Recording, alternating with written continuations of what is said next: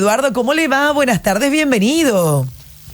Hola Yolanda, ¿cómo estás? Un gusto conversar contigo y bueno, estar en tu programa esta vez como entrevistado porque en verdad soy oyente del programa. Pero qué honor tenerte en ambos roles, Eduardo, y qué bien que nos viene este tema ahora, ¿verdad? Qué tiempos difíciles. Yo no sé, Eduardo, viste que nosotros los que somos más grandes, yo escucho tanto el famoso, ay, antes pasaba lo mismo, pero no se exageraba. ¿Cuál lo que es la realidad, Eduardo? ¿Está pasando más ahora? ¿Los chicos son más sensibles? ¿Se globaliza más? ¿Cuál es la situación hoy en cuanto al acoso escolar? Bueno, justamente tocaste la cuestión, como se dice, en relación a que el acoso escolar es algo que siempre existió, sí, ¿verdad? Porque el conflicto es innato al ser humano. Vivimos en entornos de violencia desde que nacemos y todas las generaciones pasamos por esos contextos de violencia. Ahora, lo que es importante es derribar ciertos mitos y poder entender qué es acoso escolar y qué no es acoso escolar, justamente para evitar que se entre en un juego de palabras y de malas interpretaciones donde de repente todo el mundo dice, a mi hijo le hacen bullying, a mi sobrino le están haciendo bullying, porque bullying es el término que más se utiliza, que es acoso escolar. Sí. Y ¿qué consecuencia negativa tiene eso? Ese mal concepto, que ni los padres de familia, o los tíos, los abuelos, o los directores de colegios y profesores no saben qué hacer porque no saben cuándo es acoso y cuándo no.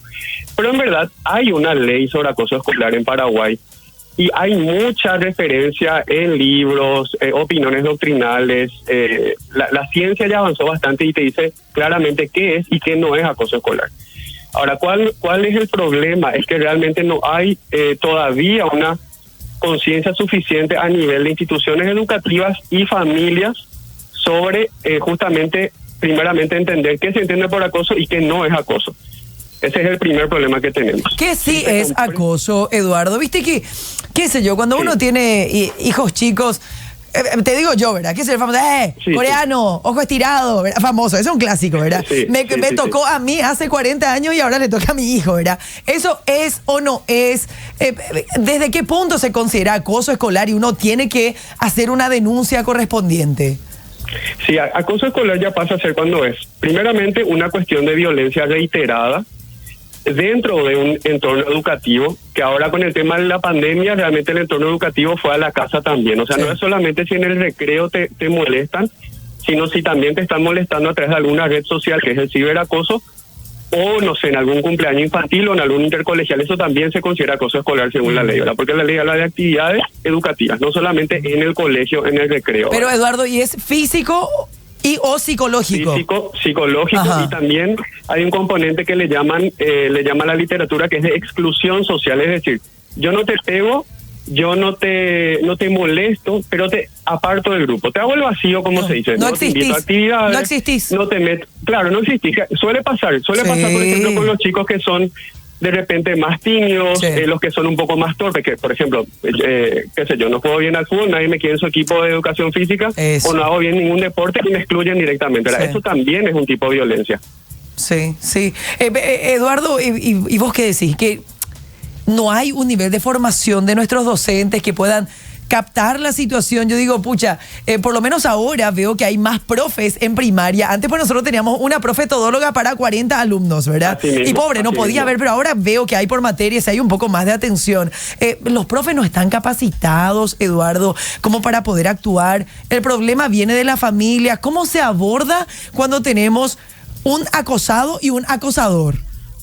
Claro, y justamente quiero tomar lo que dijiste, el acosado y acosador. El acoso escolar tiene una característica que es una violencia triangular, donde hay tres actores. Está el acosado, está el acosador, pero están los espectadores. Siempre que haya espectadores, estamos ante un caso de acoso escolar.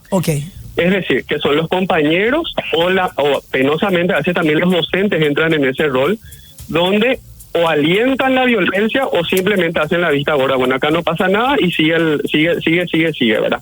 Porque, Eduardo, nosotros somos de otra escuela, ya somos pues grandes, y nosotros crecimos de otra forma, Eduardo, y es como que los docentes, ¿verdad?, son de nuestra generación, y ellos crecieron en esa misma escuela que nosotros. Ay, no, eso pasa nomás luego, tenés que poder aguantar eso, tenés que soportar, no sea tan sensible, porque a nosotros nos educaron así. Así mismo.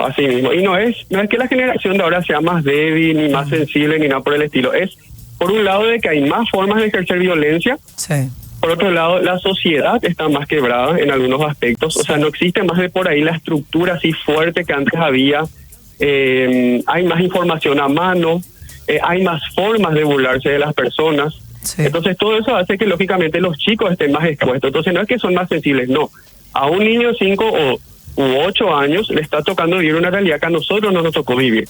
Pero por el otro lado, la parte positiva es que hay también una conciencia cultural más positiva. O sea, hoy ya se habla de educación inclusiva, Sí. crianza positiva, masculinidad positiva, body positive. O sea, hay muchas corrientes que antes ni se tomaban en cuenta, ¿verdad? Y que hoy empiezan, bueno, a ser como ingredientes interesantes que pueden ayudar a contrarrestar esa anticultura violenta que hay, ¿verdad? Eduardo, a mí me da tanta pena porque tu presentación pues es el jueves 20 y yo ya te estoy sacando, estoy spoileando todo el libro, pero es que es un tema tan apasionante, Eduardo, y que de verdad nos toca Sí. a todos, ¿verdad? O sea, tenemos hijos, Así mismo. hermanitos, sobrinitos, y es poder acompañarlos, ¿verdad? En este camino tan complicado. Yo siempre les digo a los que me dicen, ay, antes era igual, le digo, che, si antes te hacían algo en la escuela, ¿verdad? Se burlaban de vos, ponele, se enteraban vos y tus 30 compañeros. Ahora se hace un video, Ese se es el viraliza, problema. llega hasta Australia, viejo, se entera todo el mundo. Así mismo, es así mismo, es que se enteran todos. También que hay un desarrollo mucho más precoz de la preadolescencia que antes no había, eso Sí. es así. O sea, hoy ya los psicólogos te dicen, uno empieza la preadolescencia a los 9 años, cosa que antes era a los 12, 13. Eso es notable, ¿verdad? Sí, sí. Y el acceso a tecnología que vino a cambiarle el comportamiento social totalmente, ¿verdad?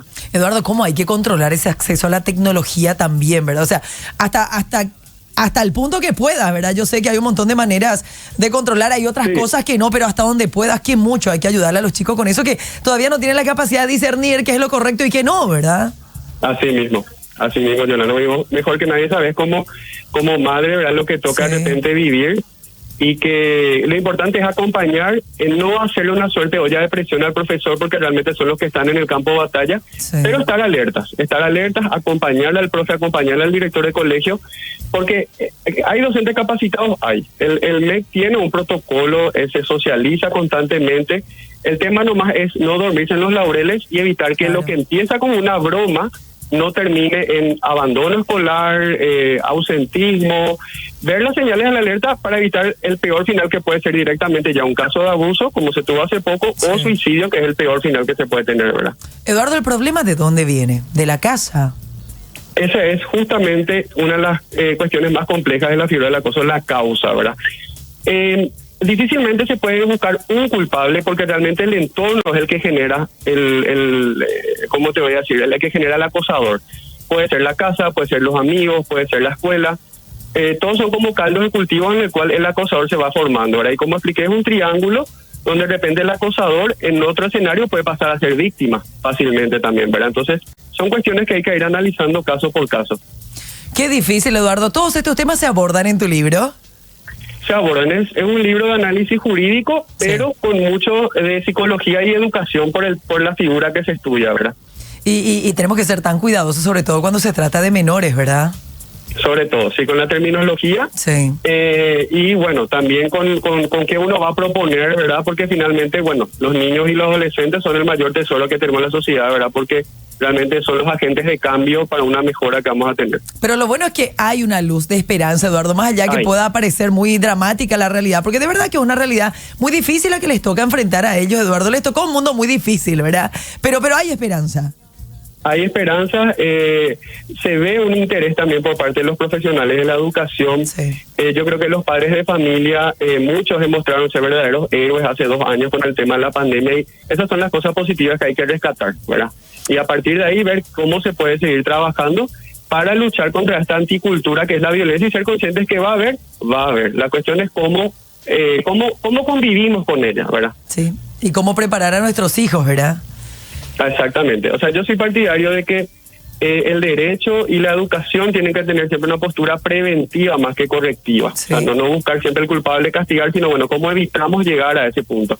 Y saber también de que, bueno, son niños, son adolescentes, bromas siempre pueden haber, pero tenemos que estar atentos a las señales de alerta.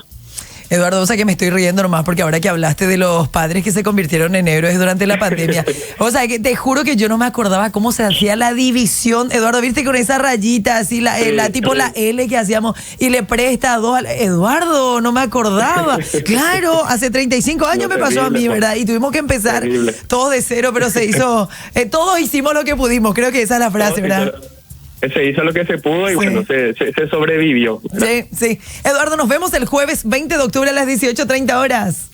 Nos vemos, les espero a los que puedan estar presencialmente y si no, se va a transmitir también por el canal de YouTube de la UNIBE. Buenísimo. Gracias, Eduardo, por tu tiempo, Gracias, Yolanda. por Un contarnos gusto. tanto. Gracias.